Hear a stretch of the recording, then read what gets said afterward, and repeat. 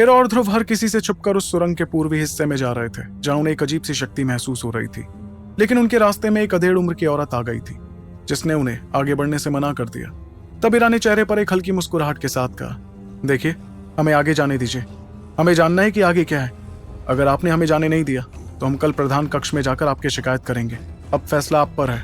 या तो आप हमें आगे बढ़ने दीजिए और हम किसी से नहीं कहेंगे कि आपने हमें आगे जाने दिया।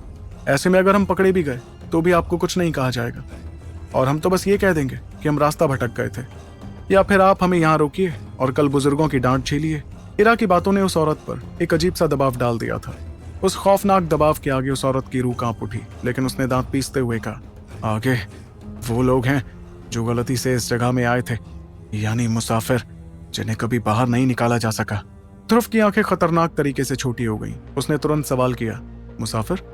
ऐसे कितने मुसाफिर वहां इकट्ठा हैं? और क्या तुम लोगों ने उन्हें कैद कर रखा है? इस पर उस औरत ने हार मानते हुए कहा, फिलहाल उनकी तादाद 38 है और हमने उन्हें कैद नहीं किया है, बस अलग रखा है। देखो, मैं तुम्हें वो जगह दिखा सकती हूँ, मगर तुम्हें वादा करना होगा कि तुम वहां किसी से बात नहीं करोगे, कम से कम बिना किसी रखवाले के तो हरगिज नहीं। उसकी बात पर इरा ने अपना सिर हिलाया, मगर ध्रुव ने कुछ नहीं कहा। वहीं इरा को अपनी बात के लिए राजी होता हुआ देख वो औरत धीरे धीरे वहां से जाने लगी और पूर्वी हिस्से में चलने लगी। इसी के साथ उसने कहा, मेरे पीछे आओ। अंदर जाते वक्त ध्रुव और इरा ने देखा कि वहां का नजारा किसी लोहे की काल कोठरी जैसा नहीं था, और यही बात सबसे ज्यादा खौफनाक थी। ये एक खुली बस्ती थी जिसमें लोग आम जिंदगी जी रहे थे, लेकिन हर रास्ते के मुहाने पर बेहद शक्तिशाली दरवाजे और पहरेदार मौजूद थे। तब इरा ने थोड़ा हैरान होते हुए पूछा, अगर आप लोगों ने इन्हें कैद किया है तो फिर इन लोगों को बेड़ियों में क्यों नहीं जकड़ा गया? उसके सवाल पर औरत ने बेरुखी से कहा, उसकी जरूरत नहीं है, बाहर जाने वाले सारे रास्ते बंद हैं। ये तब तक यहीं सड़ेंगे जब तक हमें यकीन नहीं हो जाता कि ये जमीन पर जाकर हमारा राज नहीं खोलेंगे। ये सुनते ही ध्रुव के चेहरे पर हल्की नाराजगी दिखी और उसने तुरंत उस औरत से कहा, साफ शब्दों में कहिए ना कि इन्हें तब तक यहाँ रखा जाएगा जब तक कि ये मर नहीं जाते। इनके लिए मौत से भी बदतर तो ये कैद है। चलते चलते अचानक ध्रुव के कदम एक पत्थर के कमरे के सामने रुक गए। अंदर एक अधेड़ उम्र का आदमी पत्थर की मेज पर कुछ बना रहा था। जैसी उसने नजरें उठाई और ध्रुव को देखा तो उसका शरीर जोर से कांप उठा। उसकी आंखों में कोई उम्मीद नहीं थी, कोई चमक नहीं थी। उसके सारे जज्बात जैसे पूरी तरह से कुचले जा चुके थे। उसमें सिर्फ एक अजीब सा सूनापन था। इतने में बूढ़ी औरत की बात को दरकिनार करते हुए ध्रुव की भारी आवाज उस खामोशी को चीरती हुई गूंजी, कितना वक्त हो गया आपको यहाँ? इस सवाल पर उस आदमी ने ऐसी फटी हुई आवाज में जवाब दिया जो सीधे रूह को कपा दे, 9 साल से ज्यादा। मैं एक नक्शा बनाने वाला कारीगर था, गलती से रीगा आया और अग्निवंशियों से भागते भागते यहाँ पहुंचा। वो जवाब सुनकर ध्रुव ने तुरंत उससे सवाल किया, बिना बेड़ियों के जीने को आप क्या मानेंगे? ध्रुव के इस सवाल ने उस आदमी को गहरी सोच में डाल दिया और एक पल सोचने के बाद उसने जवाब दिया, मेरे ख्याल से तो ये इनका इंसाफ है, मगर इंसाफ और आजादी दोनों अलग चीजें हैं। फिर भी ये कैद मेरी उम्मीद से बेहतर है। मैं फिलहाल एक नक्शा बना रहा हूं इस पूरी सुरंग का। इसमें वो सभी हिस्से हैं जहां जहां हमें जाने मिलता है। मैं इस पर पिछले 6 साल से काम कर रहा हूं। सावी का कहना है कि जब मैं इस नक्शे को पूरा कर लूंगा तब प्रधान इस बारे में सोचेंगे कि मुझे यहाँ से बाहर निकालकर एक आम नागरिक बना लें। उसकी आवाज में किसी तरह की मायूसी नहीं थी, बल्कि एक अजीब सी उम्मीद थी। ऐसे हालात में भी ऐसी उम्मीद होना वाकई हैरान कर देने वाला था। तब ध्रुव ने बिना किसी जज्बात के उस आदमी से पूछा, और फिर क्या? आप तो बाहर रहते हैं ना? आपका घर, आपका परिवार, उसका क्या होगा? यहाँ का नागरिक बनकर तो आप जिंदगी भर यहीं रह जाएंगे। इस पर उस आदमी ने आंखों में मजबूरी और मायूसी लिए जवाब दिया, घर, यही जगह तो मेरा नया घर बन जाएगी। मैं यहीं पर परिवार भी बसा लूंगा, कम से कम मुझे ऐसा लगता तो है। उस आदमी का ही जवाब सुनकर ध्रुव को समझ ही नहीं आया कि वो आगे क्या करे, इसलिए वो चुपचाप आगे बढ़ने लगा। फिर वो लोग पूर्वी हिस्से की गहराई में जाते गए। इस बीच इरा ने ध्रुव का हाथ थाम लिया और गहराई में जाते जाते उन्हें और भी ज्यादा अजीब शक्तियां महसूस हो रही थीं। उनके साथ आगे बढ़ती औरत भी इस वक्त शांत थी, जैसे वो अब काफी सावधान हो गई थी। उसका हाथ अपने हथियार पर था।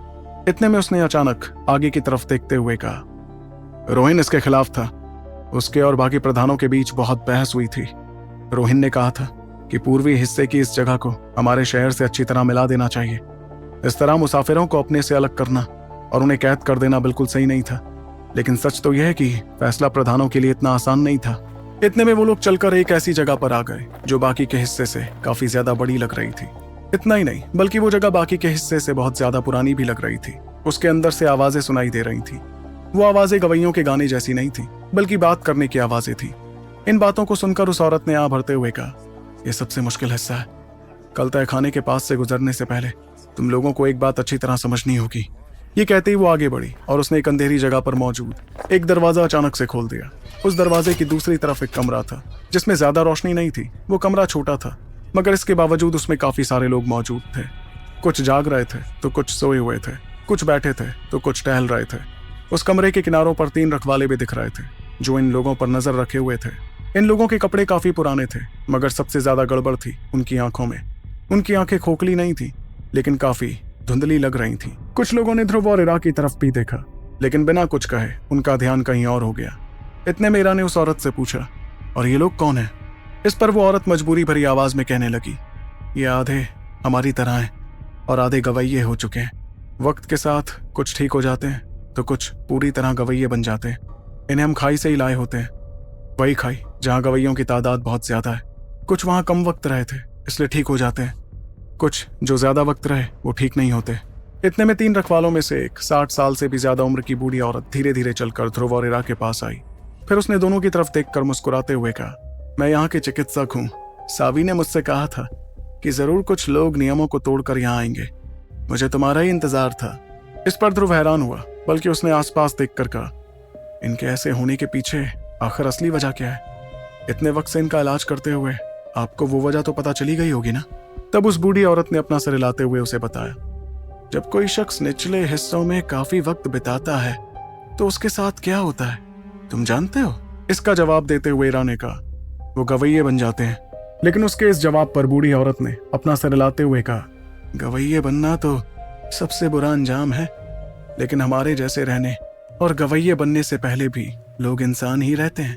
दरअसल हमारा मानना है कि निचले हिस्सों में एक बड़ी अजीब और रहस्यमयी शक्ति मौजूद है जो सीधे दिमाग पर असर करती है।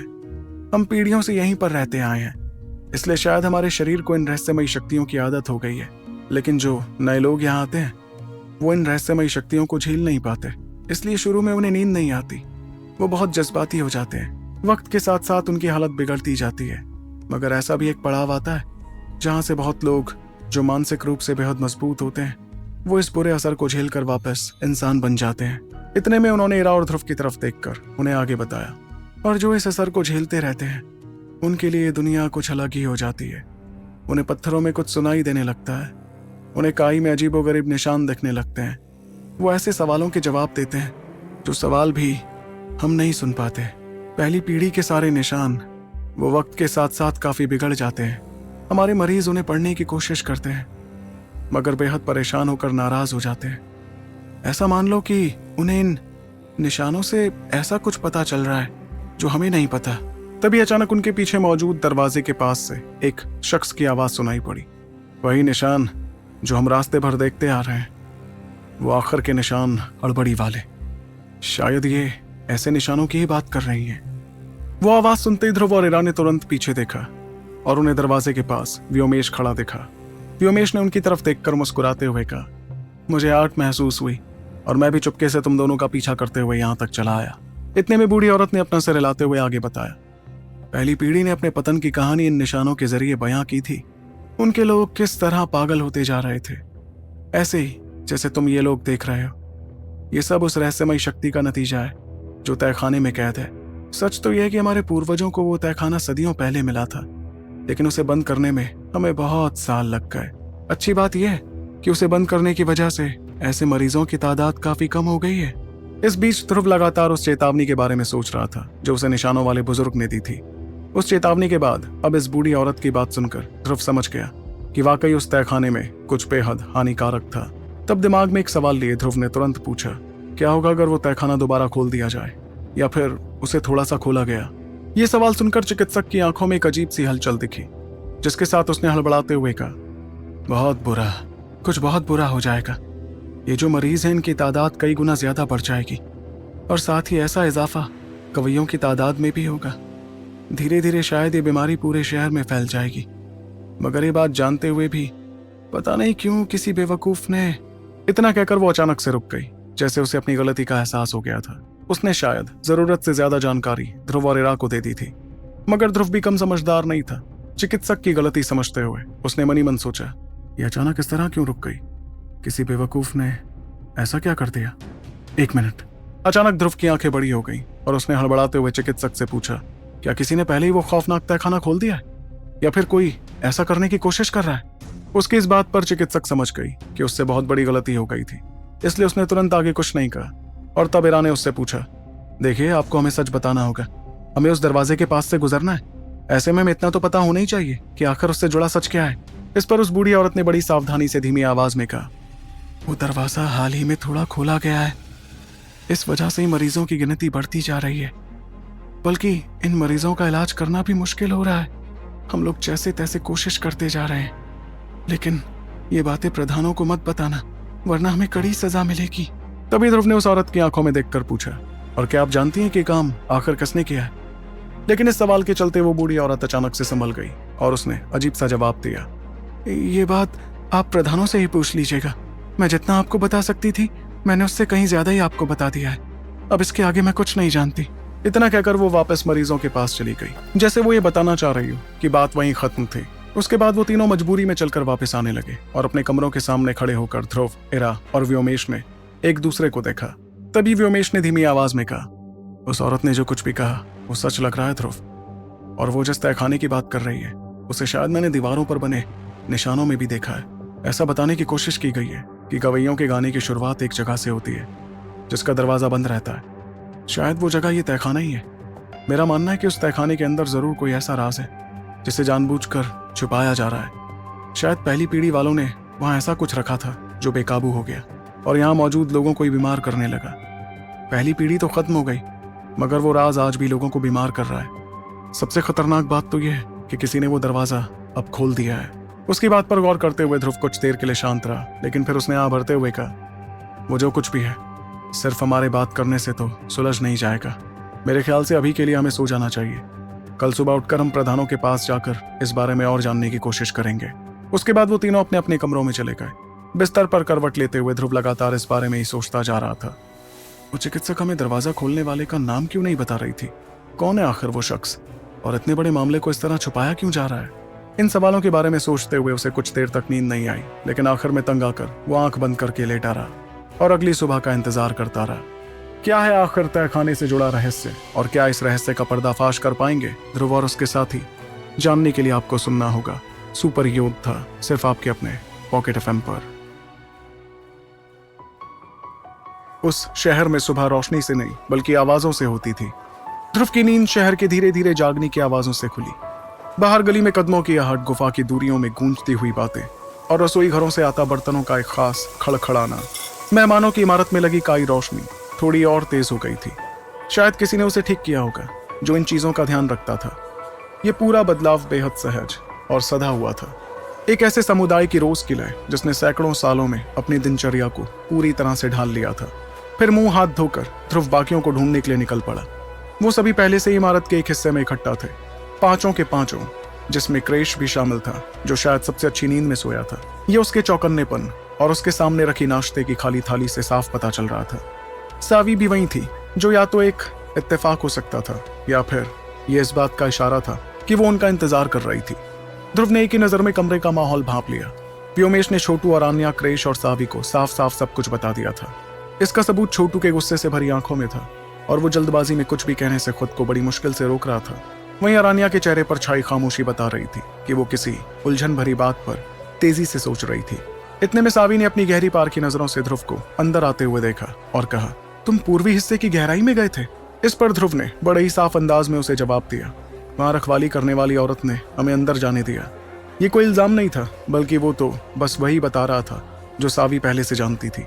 वहीं उसकी बात सुनकर चेहरे पर बिना किसी अफसोस के सावी ने हामी भरते हुए कहा, हाँ, वो इंतजाम मैंने ही किया था, लेकिन मुझे नहीं लगा था कि तुम इतनी गहराई में चले जाओगे। मुझे लगा कि रास्ते पर चर्चा करने से पहले तुम्हारा ये जानना बेहतर है, बजाय इसके कि तुम्हें ये सब बाद में पता चले। उसकी इस बात पर छोटू ने तंज कसते हुए कहा, बड़ी मेहरबानी आपकी, लेकिन सच कहें तो अगर ये बातें हमें रास्ते पर जाते हुए भी पता चलती तो भी हमें इतना ही बुरा लगता। तब छोटू की बात काटते हुए सावी ने तुरंत अपनी सफाई पेश करने के लिए कहा, मेहरबानी नहीं, समझदारी। अगर तुम्हारे हमारे बीच समझौता होने के बाद ये पता चलता तो तुम्हें धोखा महसूस होता, लेकिन अगर तुम्हें पहले पता चल जाए तो तुम हमारी हालत को ज्यादा अच्छी तरह से समझ सकते हो और सोच समझकर कोई फैसला ले सकते हो। देखो, हम जानते हैं कि हम कोई संत नहीं है। हमने मुश्किल फैसले इसलिए लिए हैं क्योंकि हमारे पास सिर्फ वही रास्ते बचे थे। मैं चाहूंगी कि तुम ये जानकर भी हमारे साथ काम करो, बजाय इसके कि बाद में तुम्हें पता चले और तुम्हें लगे कि तुम्हारा इस्तेमाल किया गया है। उसकी ये दलील इतनी सीधी और निहत्था कर देने वाली थी कि ध्रुव को इसका ठीक से जवाब देने में एक पल लग गया। फिर उसने गंभीर आवाज में सवाल करते हुए कहा, वो तहखाना किसी ने उसे खोल दिया है या खोलने की कोशिश की है? और प्रधानों को ये बात पता है ना? ये सुनते ही सावी के चेहरे का भाव बदला। वो अभी भी खुद पर काबू रखे हुए थी, लेकिन अब उसे ऐसा करने के लिए ज्यादा मेहनत करनी पड़ रही थी। तभी उसने बड़ी सावधानी से जवाब देते हुए कहा, कुछ प्रधान जानते हैं, दूसरों को शक है और कुछ तो ये मानने से इनकार कर रहे हैं। इस पर ध्रुव ने बिना झिझके एक नाम लेते हुए कहा, तुम रोहिन की बात कर रही हो ना? वो नाम कमरे में एक भारी पत्थर की तरह गिरा, जिससे वहां सन्नाटा छा गया। सावी का सधा हुआ संयम अब टूटता हुआ नजर आ रहा था। तब उसने हैरानी भरी आंखों से ध्रुव की तरफ देखते हुए कहा, तुम्हें कैसे पता? मगर उसकी बात को बीच में ही काटते हुए ध्रुव ने पास रखी एक कुर्सी खींची और बड़ी तसल्ली से उस पर बैठते हुए कहा, वो योद्धा जो निशान वाले बुजुर्ग से थोड़ी दूरी पर बैठे थे, जिन्होंने हमसे सिर्फ एक बार बात की थी, सख्त तनाव में रहने वाले और बाकियों से ज्यादा हम पर नजर रखने वाले, वो ही थे जिन्होंने बिना इजाजत के तहखाने को देखने के लिए अपने आदमी को भेजा था। और जब उनका भेजा हुआ आदमी वापस नहीं आया तो रोहिन खुद वहां चले गए हाल ही में। इसलिए उनके चेहरे पर तनाव और परेशानी थी, क्योंकि वो पहले ही तहखाना खोल चुके थे। सावी एक लंबे पल तक उसे घूरती रही, फिर वो भी बैठ गई, जो किसी तरह की हार मानने जैसा लग रहा था। फिर उसने धीमी आवाज में हामी भरते हुए कहा, हाँ, बुजुर्ग रोहिणी है वो। उनका पूरा नाम रोहिनार है। वो दक्षिणी परिवार के तीसरे प्रधान है, यानी रखवालों के बीच दूसरा सबसे बड़ा गुट। 2 सालों से ये दलील देते आ रहे हैं कि हम एक मुसीबत की ओर बढ़ रहे हैं। उनका मानना है कि पूर्वी हिस्सा आखिर में हम पर हावी हो जाएगा और गलियारों में बुरा असर बढ़ता ही जा रहा है, जिसका समाधान सिर्फ उस तहखाने में मौजूद है। इस पर ईरा ने तुरंत बीच में टोकते हुए पूछा, और बाकी प्रधानों का इस बारे में क्या कहना है? तब सावी ने गंभीर लहजे में हालात समझाते हुए कहा, सब बटे हुए हैं। सबसे बड़े प्रधान ओरिना, वो बुजुर्ग जिनसे तुमने बात की थी, उनका मानना है कि तहखाने को हर कीमत पर बंदी रहना चाहिए। बुजुर्ग मीरा, वो चांदी जैसे बालों वाली औरत, वो भी उनसे सहमत है। बाकी 4 अभी भी सोच में पड़े। वो या तो बुजुर्ग रोहिन पर भरोसा करते हैं या उनकी दलीलों पर। उन्हें लगता है कि सच में तहखाने में शायद कोई इलाज हो, कि उनके पूर्वजों ने दूसरी सील अधूरी जानकारी के चलते बनाई थी, और शायद अंदर कुछ ऐसा हो सकता है जो नुकसान पहुंचाने के बजाय हमारी मदद करे। ये सुनकर अरानिया ने फिक्र जताते हुए कहा, लेकिन व्योमेश के मुताबिक तो चिकित्सक का मानना है कि इस सबसे चीजें और बिगड़ रही हैं। इस पर सावी ने उसे बात की गंभीरता को समझाते हुए जवाब दिया, वो चिकित्सक दरअसल ओरिना के गुट से आती हैं और पिछले 40 सालों से उन्हीं के साथ हैं। इसका मतलब ये नहीं है कि वो गलत है, लेकिन उनकी बातों का अपना एक अलग नजरिया है। सच तो यह है कि हम में से कोई नहीं जानता कि उस तहखाने में आकर है क्या। हम बस इतना जानते हैं कि पहली पीढ़ी के शिलालेख क्या बताते हैं। हम जानते हैं कि हमारे संस्थापक क्या मानते थे, और ये भी कि दूसरी सील ने हमारी मदद की थी। लेकिन बुजुर्ग रोहिन को तहखाने के अंदर इलाज मिला या तबाही, ये कोई नहीं जानता। तब पास ही खड़े व्योमेश ने शांत मगर डरावने अंदाज में कहा, दोनों में से कुछ नहीं। रोहिन को एक मशीन मिली है। पहली पीढ़ी ने वहां एक मशीन बनाई थी जिस पर से वो अपना काबू खो बैठे, और वो मशीन पिछले सैकड़ों सालों से बिना किसी रोक टोक के चल रही है। उसके अंदर कोई इलाज नहीं है, बल्कि वही इस पूरी परेशानी की जड़ है। ये सुनकर ही सावी के चेहरे पर काफी हैरानी दिखने लगी, जिसके साथ उसने व्योमेश को देखकर पूछा, और तुम ये बात इतनी यकीन के साथ कैसे कह सकते हो? तब व्योमेश ने अपने दोनों हाथ फैलाते हुए पूरे यकीन के साथ कहा, हाँ, शिलालेख। कल रात मैंने शिलालेखों को देवभूमि की सबसे पुरानी किताबों के साथ मिलाकर देखा है, जो पहली पीढ़ी के आखिरी प्रयोगों के बारे में थी। वो लोग कुछ ऐसा बनाने की कोशिश कर रहे थे जो बिना रुके लगातार शक्तियां पैदा और बढ़ा सके, एक कभी ना खत्म होने वाला स्रोत।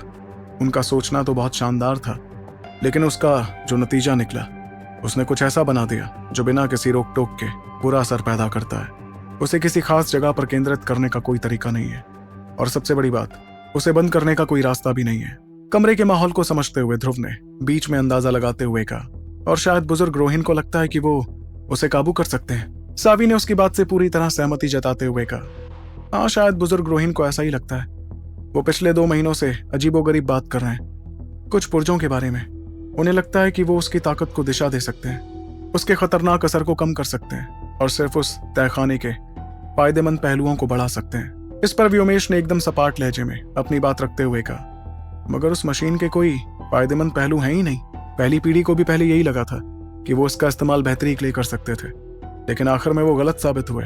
ये सब सुनकर सावी ने एक गहरी सांस छोड़ते हुए परेशानी भरे अंदाज में कहा, शायद तुम बिल्कुल सही कह रहे हो, लेकिन बुजुर्ग रोहिन के गुट में 30 लोग हैं और ये गिनती बढ़ती जा रही है।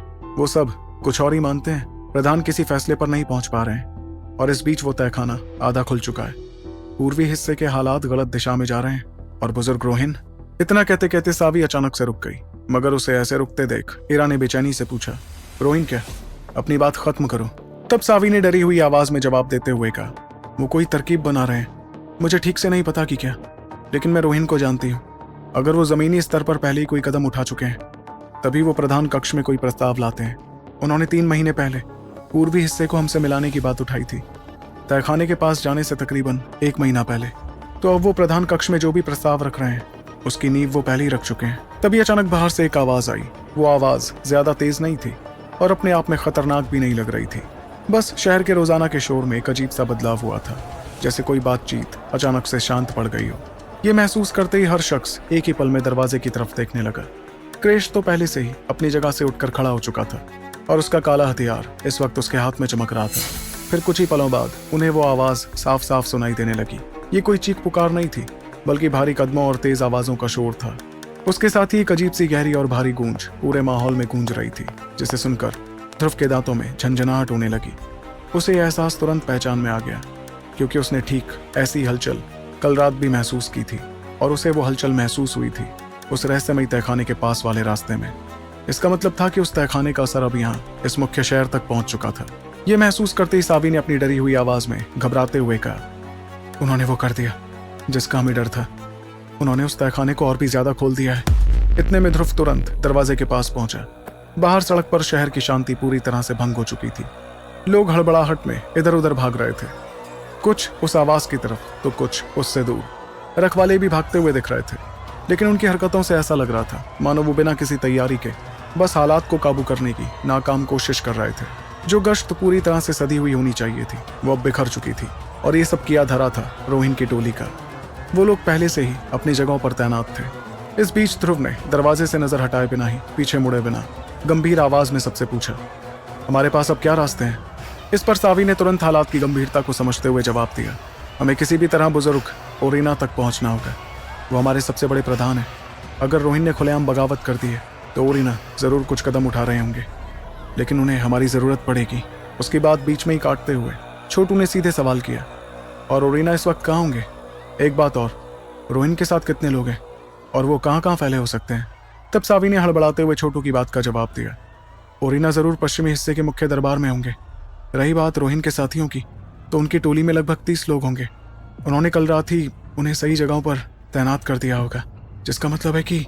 और इससे पहले कि वो अपनी बात पूरी कर पाती, अचानक दूर से किसी चीज के जोर से टूटने की आवाज आई। उसके बाद कुछ लोगों के जोर जोर से चिल्लाने की आवाजें गूंजने लगी। फिर वो आवाज सुनकर सावी ने अपनी बात पूरी करते हुए कहा, जिसका मतलब है कि उन्होंने अपने लोगों को सभी रखवालों को रोकने की जिम्मेदारी दी होगी। ये सुनकर ध्रुव तुरंत दरवाजे से पीछे हटा और उसने क्रेश की आंखों में देखते हुए कहा, क्रेश, तुम इन संकरे रास्तों और गुफाओं में लड़ने के तरीके अच्छे से जानते हो ना? कम जगह, छुपने के कम मौके और हर तरफ से होने वाले हमले। इस पर अग्निवंश कबीले के क्रेश ने बिना कोई भाव दिखाए पूरे यकीन के साथ अपना सिर हिलाया। उसका चेहरा उस इंसान की तरह शांत था जिसने आसपास के खतरे को अपने लिए एक आसान खेल बना लिया हो।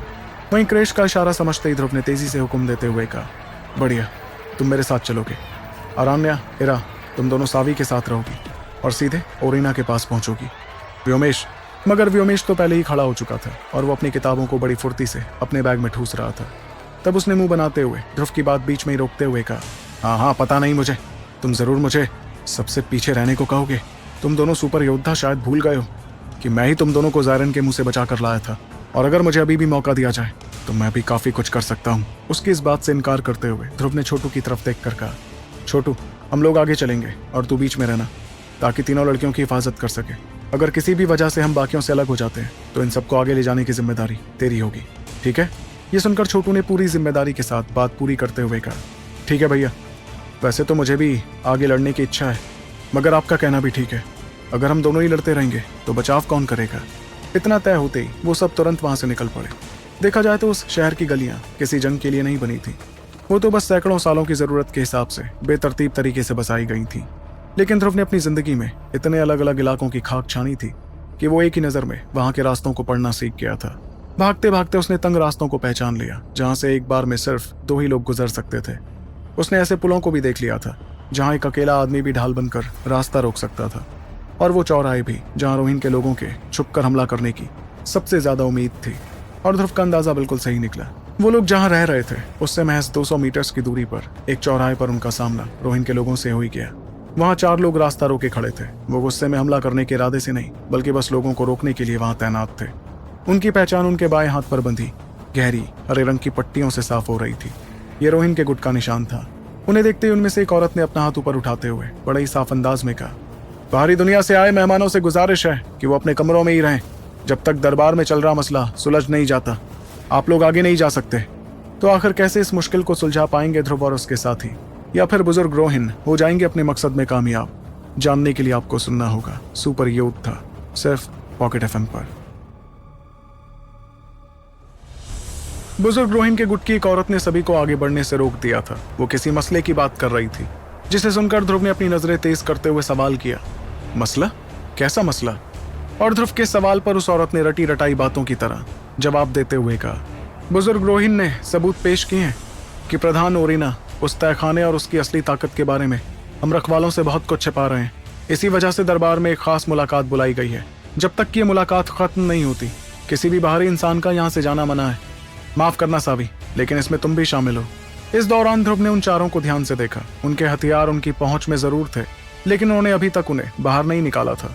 उनके हाव भाव से साफ लग रहा था कि वो किसी गलत इरादे से नहीं बल्कि एक सच्चे यकीन के साथ वहां खड़े थे। उनका वो शांत स्वभाव किसी सोची समझी साजिश का नहीं बल्कि उनके अंधे यकीन का नतीजा था। और ये बात ध्रुवांश अच्छी तरह से जानता था कि जिन लोगों का ऐसा मानना था कि वो बिल्कुल सही कर रहे थे, उन्हें रास्ते से हटाना किसी आम दुश्मन को हराने से कहीं ज्यादा मुश्किल होता था। तभी ध्रुवांश ने सख्त आवाज में उन्हें समझाते हुए कहा, हमारे पास प्रधान ओरिना के लिए बहुत जरूरी खबर है जो सीधे उस तहखाने से जुड़ी है। क्या तुम हमें जाने दोगे, या फिर ये इल्जाम अपने सर पर लेना चाहोगे कि तुम्हारी वजह से वो खबर उन तक वक्त पर नहीं पहुंच पाई?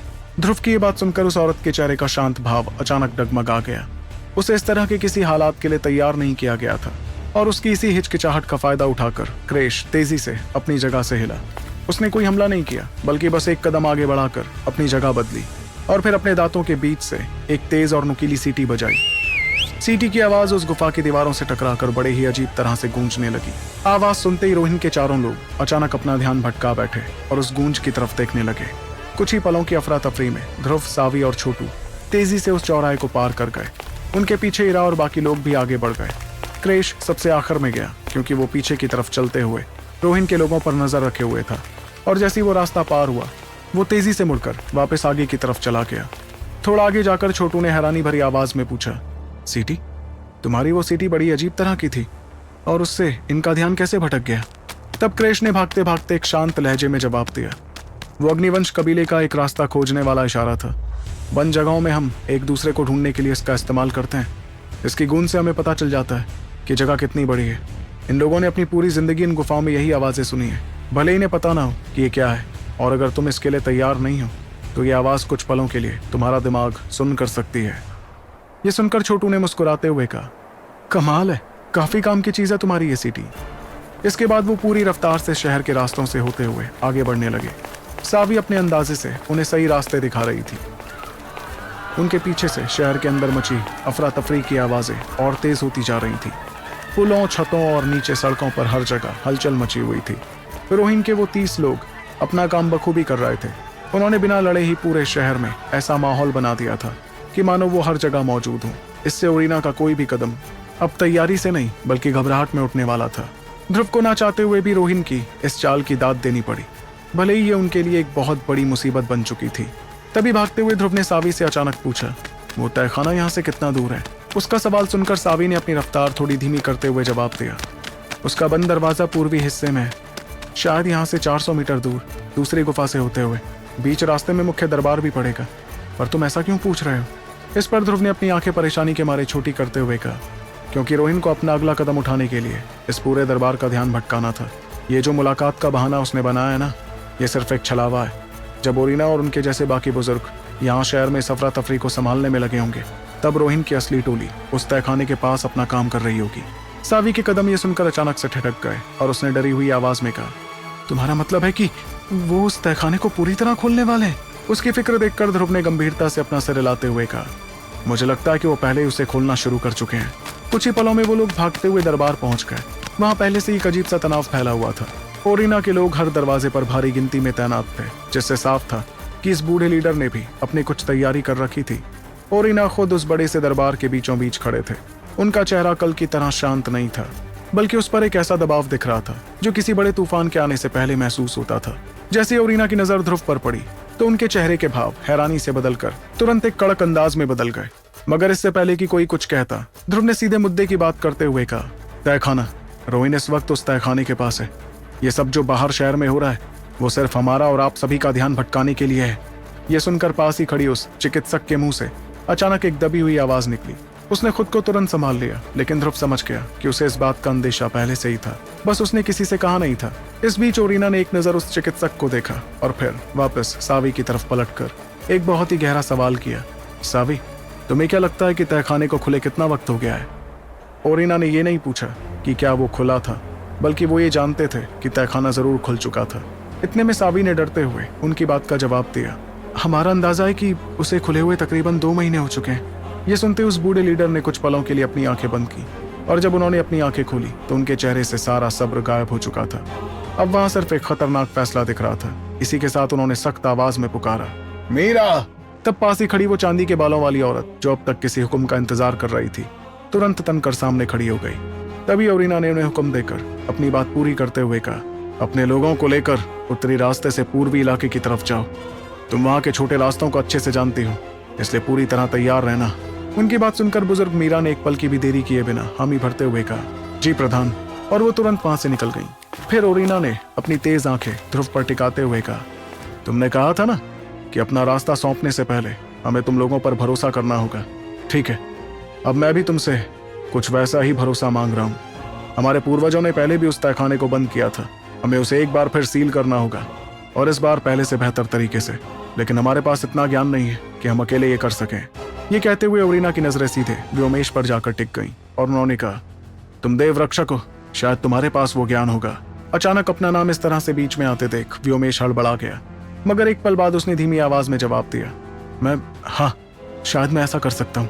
मुझे एक बार उस तहखाने को समझना होगा। हमने जो पुरानी किताबें पढ़ी हैं उनमें बहुत सी खास सील्स का जिक्र है, जिनका इस्तेमाल बड़ी से बड़ी चीज को बंद करने में किया जा सकता है। उस तहखाने को बंद करने के लिए मुझे पहले देखना होगा कि उस पर कौन सी सील पहले से चढ़ी है। उसके बाद ही हम वो सील दोबारा तैयार कर सकेंगे, मगर इस बार और ज्यादा मजबूती से। व्योमेश की बात सुनकर ओरिना ने बुलंद आवाज में कहा, तो फिर हम सब एक साथ वहां जाएंगे इसी वक्त। दोस्तों, मैं बस एक बात जानना चाहता हूँ कि अगर नौबत आई तो क्या तुम रोहिन के लोगों से लड़ सकते हो बिना उन्हें जान से मारे? इस पर ध्रुव ने एक नजर छोटू और अपने बाकी साथियों की तरफ देखा, जिसके बाद उसने पूरी गंभीरता से जवाब दिया, हमारी कोशिश तो यही रहेगी कि हमें उनसे लड़ना ही ना पड़े, लेकिन अगर ऐसा हुआ तो हाँ, हम उन्हें बिना मारे रोक सकते हैं। यह सुनकर ओरिना के चेहरे पर एक राहत भरी चमक आ गई, जिसके बाद उसने आंख भरते हुए कहा, बहुत खूब, क्योंकि उसके साथ खड़े लोग जितने रोहिन के हैं उतने ही मेरे भी हैं, और जब ये सब खत्म हो जाए तो मैं उन्हें जिंदा देखना चाहता हूँ। उस बूढ़े लीडर ने अपने सीने में एक लंबी और गहरी सांस भरी। वो एक ऐसे इंसान की सांस थी जो खुद से बहुत बड़ी उम्मीद लगा रहा था, और फिर उन्होंने पूरी ताकत से कहा, तो चलो एक बार में खत्म करते हैं इस मुश्किल को। इस वक्त पूर्वी इलाके का माहौल रात के अंधेरे से काफी अलग लग रहा था। वैसे तो उस जगह की बनावट, काई की रोशनी और साफ सड़कें बिल्कुल वैसी ही थी, लेकिन वहां की हवा में कुछ बदलाव जरूर था। ध्रुव ने तहखाने के पास वाले रास्तों पर जैसी अजीब सी चुभन महसूस की थी। वो कानों के अंदर दबाव डाल रही थी और दांतों में झंझनाहट पैदा कर रही थी। वो चुभन अब हर तरफ साफ महसूस हो रही थी। ये इतनी हल्की थी कि कोई भी इसे अपना वहम मान सकता था, लेकिन इतनी भी नहीं कि इसे पूरी तरह नजरअंदाज किया जा सके। उनके साथ चल रही चिकित्सक की नजरें लगातार वहां से गुजरने वाले लोगों पर टिकी थी। वो किसी गहरी सोच में डूबी हुई हर एक शख्स की जांच कर रही थी। तभी अचानक उन्होंने धीमी आवाज में बुजुर्ग ओरिना को खबर देते हुए कहा, आज के आज 3 नए मरीज सामने आ चुके हैं। दिन खत्म होने तक तो पता नहीं कितने और मरीज बन गए होंगे। ये सुनकर बुजुर्ग ओरिना ने कोई जवाब नहीं दिया, लेकिन तनाव से उनके जबड़े कस गए, जो उनकी परेशानी बयां करने के लिए काफी था। आगे बढ़ते हुए वो लोग जैसे ही पूर्वी इलाके में पहुंचे तो वहां सब कुछ अस्त व्यस्त था। जमीन के ऊपर रहने वाले लोगों को भी अंदेशा हो गया था कि कुछ तो गड़बड़ थी। उन्होंने रखवालों को अजीब तरह से गश्त लगाते हुए देखा था। और मुख्य शहर से आती तेज आवाजें भी सुनी थी। कई लोग अपने दरवाजों पर खड़े होकर पूरी सावधानी से सब कुछ देख रहे थे, क्योंकि वो जानते थे कि ऐसी खलबली का अंजाम कभी अच्छा नहीं होता। तभी उन्हें वो अधेड़ उम्र की औरत दिखी जिसने पिछली रात ध्रुव और इरा को अंदर आने दिया था, लेकिन आज उसके चेहरे के भाव पूरी तरह बदले हुए थे। उसने घबराते हुए बुजुर्ग ओरिना की तरफ देखा और कहा, प्रधान ओरिना, वो लोग 2 घंटे से अंदर हैं, बुजुर्ग रोहिन और उनके साथी। उसकी बात सुनते ही बुजुर्ग ओरिना ने तेज आवाज में सवाल किया, उसके साथ और कितने लोग हैं? तब उस औरत ने डर के मारे हड़बड़ाते हुए जवाब दिया, शायद 12 से 15। गिनती बदलती रहती है। उनमें से कुछ लोग तो बाहर भी आ गए थे, लेकिन वो लोग बिल्कुल। इस पर ध्रुव ने उसकी बात बीच में ही काटते हुए फिक्र भरी आवाज में पूछा, क्या उनके साथ पूर्वी हिस्से के भी लोग मौजूद हैं? उसके सवाल पर औरत की खामोशी ने ही उस सवाल का जवाब दे दिया। फिर वो लोग तेजी से अंदरूनी हिस्से की ओर बढ़े। चिकित्सक के कमरे के पास से गुजरते हुए ध्रुव ने खुले दरवाजे से देखा कि वहां पिछली रात से भी ज्यादा मरीज भरे हुए थे। उस छोटे से कमरे में भीड़ थी, लोगों की आवाजें गूंज रही थी और सहायकों की भाग दौड़ में एक अजीब सी बेचैनी थी। उस कमरे से सटी हुई एक पुरानी सी इमारत का दरवाजा खुला हुआ था। यही वो तहखाना था जिसे ध्रुव ने कल रात बिना कोई ध्यान दिए पार कर लिया था। लेकिन अब उस जगह से एक ऐसी खौफनाक शक्ति निकल रही थी जिसे तकरीबन खुली आंखों से देखा जा सकता था। वहां की हवा में एक ऐसा दबाव था जिसे इंसान का दिमाग भले ही वहम मान ले, लेकिन शरीर अच्छी तरह समझ रहा था कि कुछ बहुत बुरा होने वाला था। इतने में बुजुर्ग ओरिना ने तुरंत अपने दल को उस इमारत के दरवाजे पर रुकने का इशारा किया। फिर उन्होंने कड़क आवाज में हुक्म देते हुए कहा, सब यहीं रुको। अगर रोहिन के लोग बाहर आए तो उन्हें जाने देना, जब तक वो तुम पर हमला ना करे। कोई भी अपनी तरफ से कोई ठोस कदम नहीं उठाएगा। ये कहते ही बुजुर्ग ओरिना, ध्रुव, क्रेश और व्योमेश अंदर घुस गए। उनके ठीक पीछे इरा, छोटू और अरान्या भी आ रहे थे। उनके कदमों की आहट उस पूरी इमारत में गूंज रही थी। इमारत के अंदर जाते उन्हें देखा कि चट्टाने काट कर बनाई गई सीढ़ियां नीचे की ओर जा रही थी। वहां की बनावट पूर्वी हिस्से या बाकी रास्तों से काफी पुरानी और अलग थी। वहां लगे पत्थर साफ बता रहे थे कि ये पहली पीढ़ी की कारीगरी थी। दीवारों और छतों को इतनी बारीकी से तराशा गया था जिसे आज के जमाने के लोग भूल चुके थे। नीचे उतरते हुए वो अजीब सी भिनभिनाहट अब और भी तेज हो गई थी।